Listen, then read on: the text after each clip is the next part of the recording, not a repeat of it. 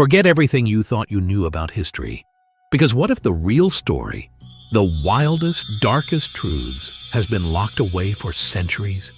Buried deep beneath the holiest ground on earth, behind walls thicker than time itself, lie the Vatican Secret Archives. For over 500 years, those doors remained sealed. But now, some are finally creaking open. Inside, lost masterpieces, forbidden knowledge, heretical secrets.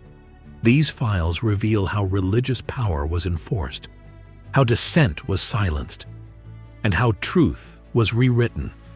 What else is still hidden in these sealed boxes? Documents so explosive they could topple empires, challenge faiths, and expose truths the powerful tried to bury forever. Buckle up, we're diving headfirst into the Vatican's darkest vaults, and nothing you thought was true will survive. Among the uncovered documents are Galileo Galilei's own letters from his 1633 trial before the Roman Inquisition, proof of a brutal fight over scientific truth hidden for centuries, and now finally revealed.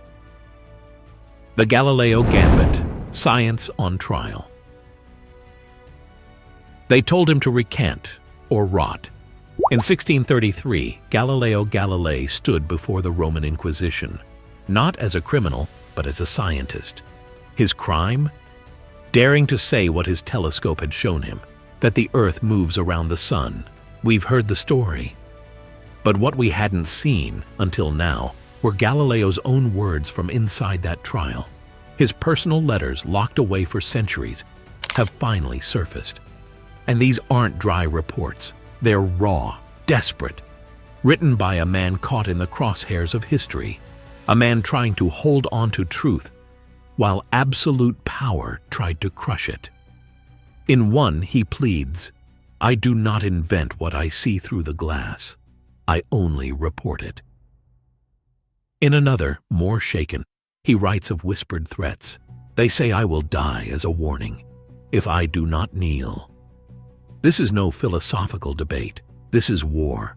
Science versus religion. And these letters are its smoking gun.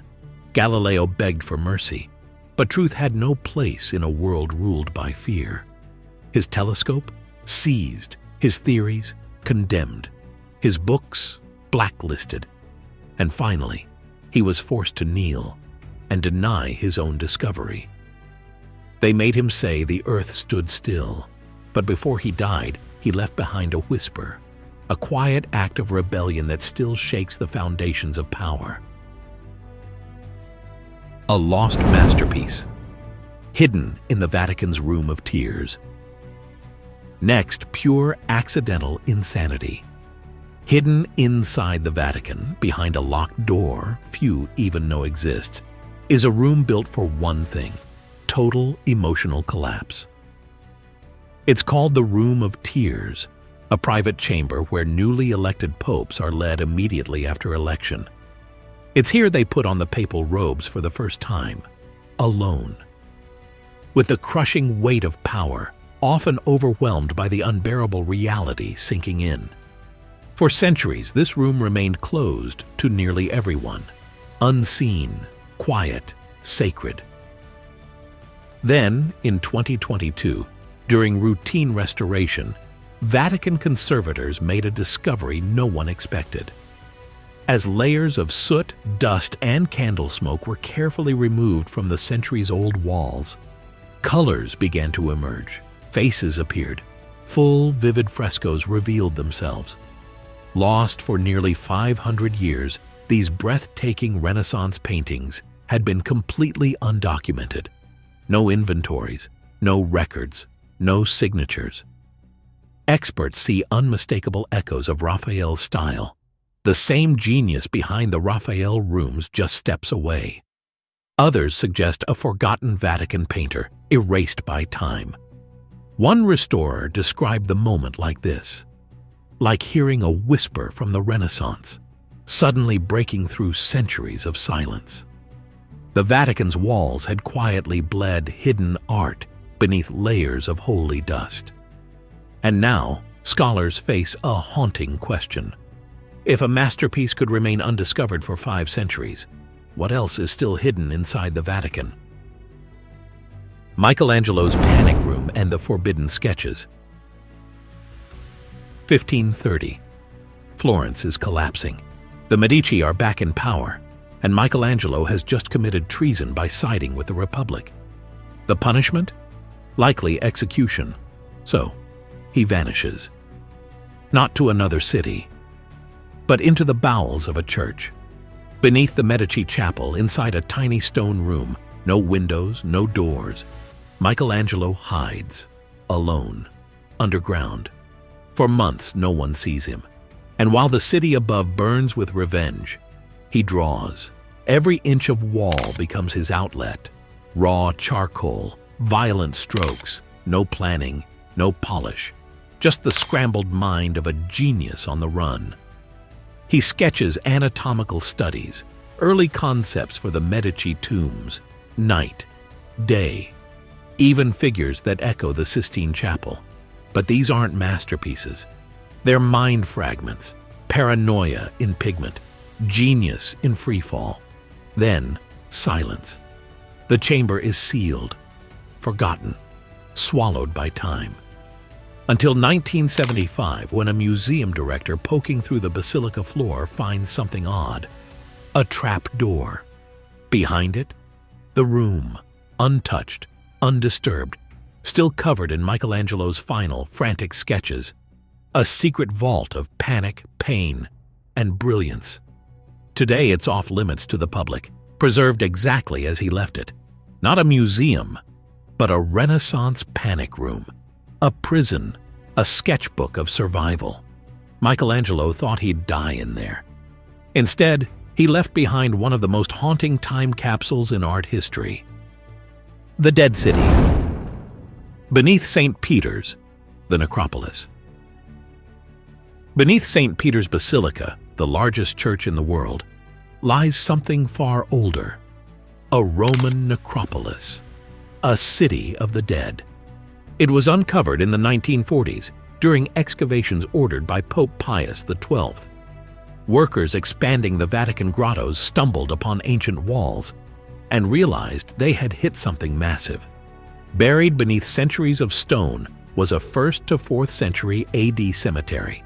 Mausoleums, frescoes, mosaics, Latin inscriptions. This was where Roman citizens were laid to rest, including early Christians, buried long before the faith was legal. The site was fragile. Digging had to happen directly beneath the basilica's massive weight. So Vatican teams reinforced walls, stabilized walkways, and carefully cataloged each chamber. What they uncovered revealed more than bones. It showed how pagan and Christian symbols began to blend, side by side. A glimpse into the rise of a faith that would one day reshape the world.